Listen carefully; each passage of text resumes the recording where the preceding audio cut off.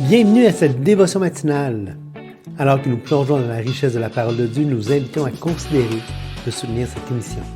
Votre générosité est essentielle pour nous aider à développer différentes ressources de formation pour apprendre et grandir comme disciples de Jésus.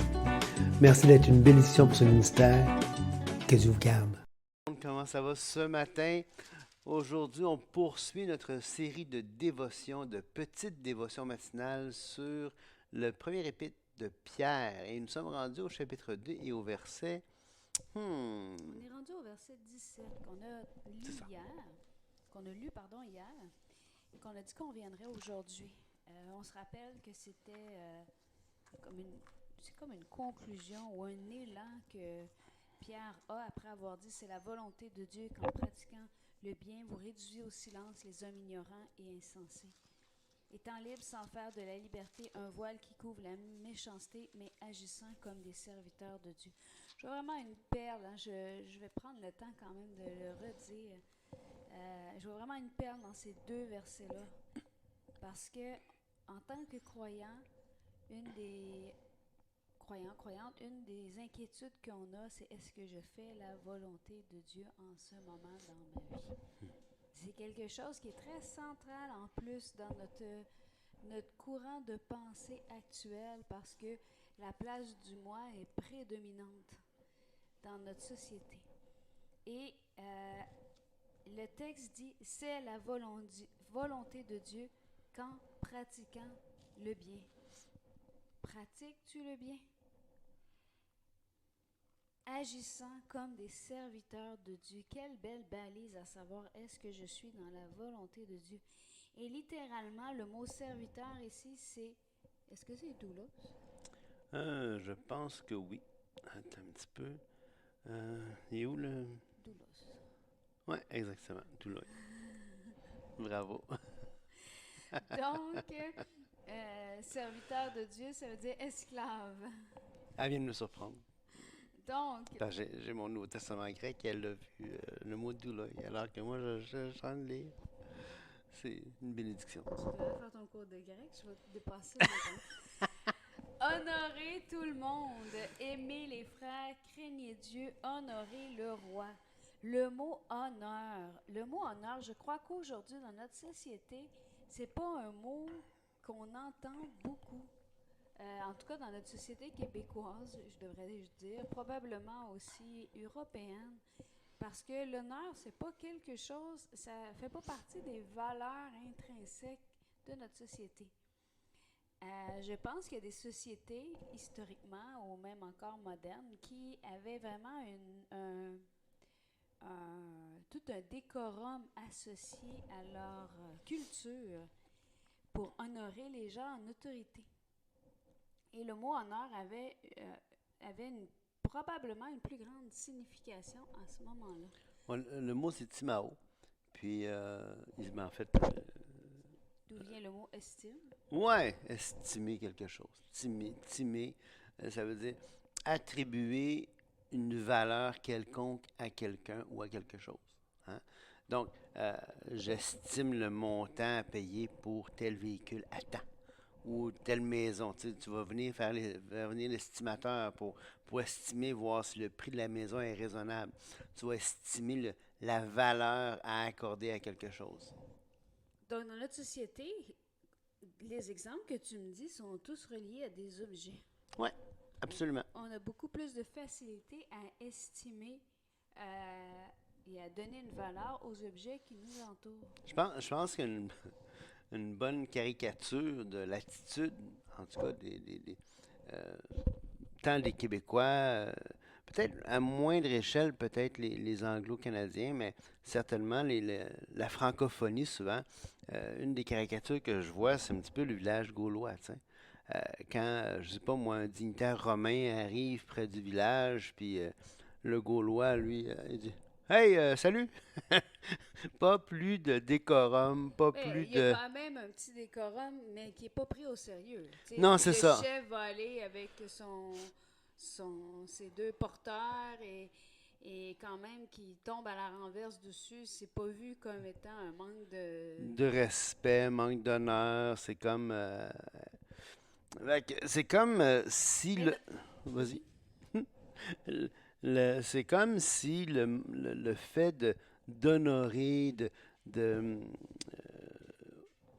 ouais, d'attribuer un honneur à quelqu'un, c'est pas quelque chose qui est valorisé du tout, là. C'est pas une des valeurs de notre société occidentale, tu sais. Et là, ce qui était intéressant, ben, ce que je trouve triste en fait, c'est qu'étant donné que même le décorum par rapport à l'honneur d'un dignitaire qui arrive est pas. Bon, c'est sûr que historiquement, on n'est pas dans une société non plus qui vient d'une royauté où, ben, oui, en fait, la reine, là, mais ce que je veux dire, c'est qu'on n'a pas tout ce cadre-là. Mais dans l'esprit des gens, je pense, quand Pierre s'adresse et dit honorer tout le monde, eux, ils n'ont pas la même vision que nous. Ils En savent effet. c'est quoi l'honneur. Ouais, en effet. Il estime, il attribue un honneur, une valeur à quelqu'un, et plus que Puis il y ça. avait. Non, mais ce que je veux dire, c'est que par rapport aux autorités, il y avait un certain décorum à respecter. Ah, Tu ne te présentais pas, même chez les Mèdes et les Perses, on le voit avec la reine Esther, tu te présentais pas gros gens par devant comme si rien n'était. Tu te faisais trancher la tête. même la femme du roi se fait trancher la tête. Donc, euh, donc quand ça dit honorer tout le monde, ça a une ampleur plus grande. Parce que c'est comme s'il était en train de dire traite toutes les personnes qui t'entourent de la même façon que tu honorerais le roi. C'est là qu'on voit, je pense, hein, l'importance de considérer que Christ a évalué la valeur de tous les hommes. Hein. Dieu a évalué la valeur de tous les hommes à Christ.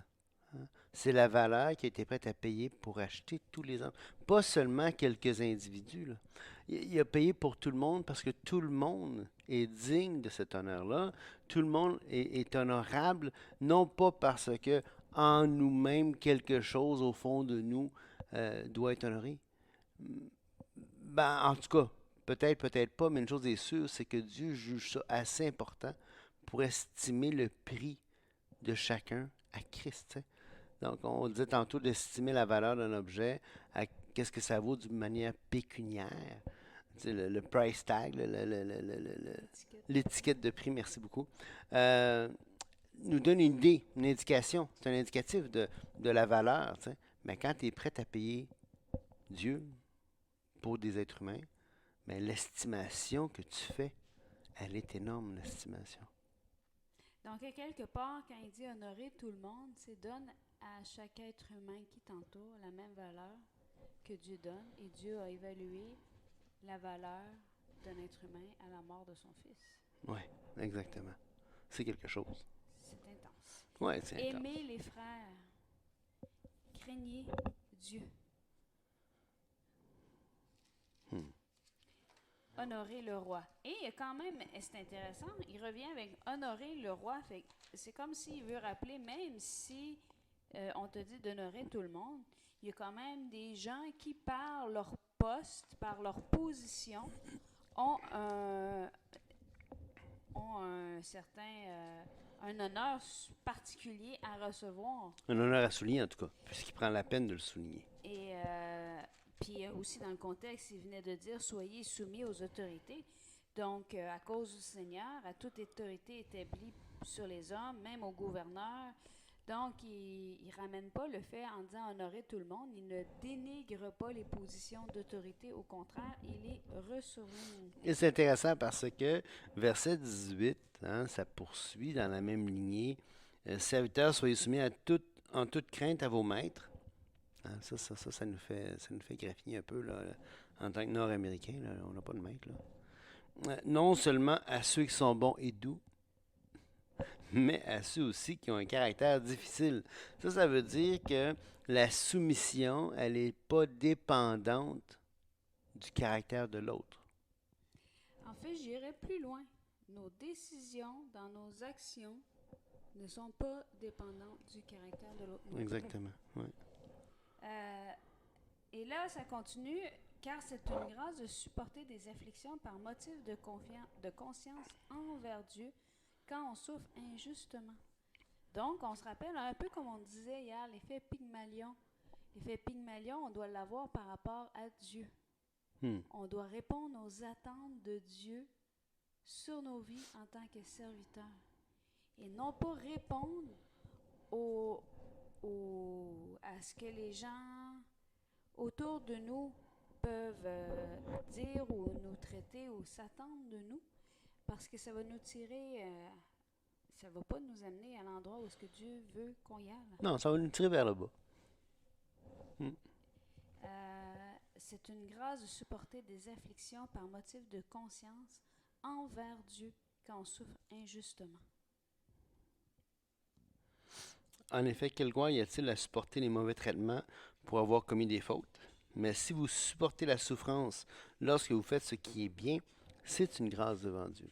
Et là, c'est vraiment, on voit que Pierre développe l'idée du verset, il a commencé au verset, au verset 11, je dirais, quand il dit je vous encourage, je vous exhorte à vous abstenir des convoitises charnelles qui font la guerre à l'âme.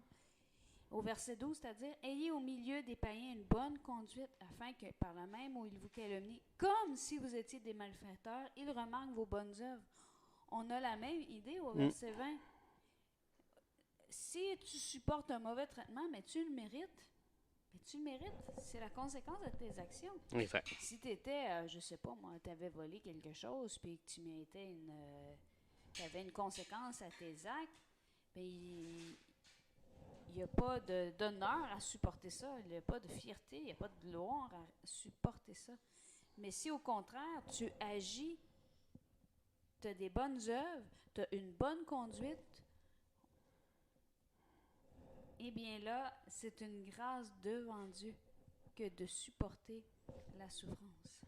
C'est une formulation intéressante. C'est pas la grâce de Dieu qui te fait supporter, quoique oui, mais c'est une grâce devant Dieu de supporter avec l'attitude qui convient à des serviteurs de Dieu. C'est intéressant. Ce que tu veux souligner, dans le fond, c'est que c'est pas écrit là, même si on sait que c'est le cas, qu'on supporte par la grâce. Mm-hmm. Mais c'est écrit que le fait de supporter, c'est une grâce. Oui, c'est ça. C'est gracieux. C'est beau. Fait que ça, je trouve ça intéressant. Surtout quand on voit la suite, et c'est à cela que vous avez été appelés. Parce que Christ aussi a souffert pour vous, vous laissant un exemple afin que vous suiviez ses traces. Exactement. C'est pas l'exemple qu'on tient à souligner, généralement, dans notre marche. Ça ne nous tente pas, mais bien. Rappeler que, et des fois, on a cette tendance, je dirais, pour aller avec le thème du passage, on a cette convoitise charnelle qui fait guerre à l'âme, de juste dire, ben garde, c'est ton problème, arrange-toi avec tes troubles, t'en es pas digne. Pas digne de ce que j'agisse envers toi. Et quand on a cette idée-là, je pense qu'on vient de perdre le honorer tout le monde. C'est intéressant parce que plusieurs commentateurs, plusieurs érudits du grec vont traduire la phrase dans c'est une grâce devant Dieu en disant que c'est digne de louange devant Dieu. Wow! C'est quelque chose, là. C'est assez impressionnant. Darby va dire ça. La King James va dire c'est acceptable. D'autres vont dire que c'est quelque chose qui est comme un remerciement à Dieu. Tu sais? J'aime l'idée de digne de louange, parce que c'est une louange qu'on rend à Dieu d'agir comme lui a fait pour nous. Oui, c'est ça. C'est très beau. C'est très beau, en effet. Ça me fait penser, tu sais, là, on en parle souvent, là, mais dans 1 Corinthiens 5, là, 4-5? Attendez un petit peu, je vais aller vérifier. 1 Corinthiens 4, 5, je pense, c'est 4-5. Ouais, ça dit... Ainsi, ne jugez de rien avant le temps, jusqu'à ce que vienne le Seigneur, qui aussi mettra en lumière les choses cachées des ténèbres et qui manifestera les conseils des cœurs. Et alors, chacun recevra sa louange de la part de Dieu. Puis je pense que quelqu'un qui a souffert de cette façon-là, on pense à Étienne. Étienne qui se fait lapider chapitre 9 du livre des Actes, qui se fait lapider et qu'est-ce qu'il voit avant de mourir? Il voit le Seigneur qui se tient debout à sa mort. Tu sais, ça me fait penser à ce psaume qui dit que la mort des saints est précieuse aux yeux de Dieu. Tu sais. Alors, je pense que quelque part, Dieu reconnaît la souffrance qu'on peut vivre et si on la vit, cette souffrance-là, devant Dieu, et avec ce caractère qui dit, ben moi, je m'attends à Dieu, ben je pense que c'est digne de louange par Dieu. Tu sais. Et je pense que ça nous rappelle, pendant que tu dis ça, ça me rappelle l'importance, tu sais, de rejeter toute racine d'amertume dans nos vies. Parce que quand on commence à cultiver l'amertume puis de la rancœur, quand une situation X arrive, on ne vit plus seulement cette situation. Exact. On vit toutes les autres avant qu'on a gardé, en comment je peux dire ça, en liste de, on a gardé. Donc la situation arrive, puis là, on la gère en fonction de tout le reste, parce que notre regard n'est plus fixé sur l'honneur que Dieu donne aux gens et qui nous appelle à donner à chaque personne, mais il est centré sur nous et ce qu'on a vécu comme personne, comme offense. Et la seule façon de détacher nos yeux de nous, pour ne pas interpréter tout ce qui nous arrive en fonction de notre historique passé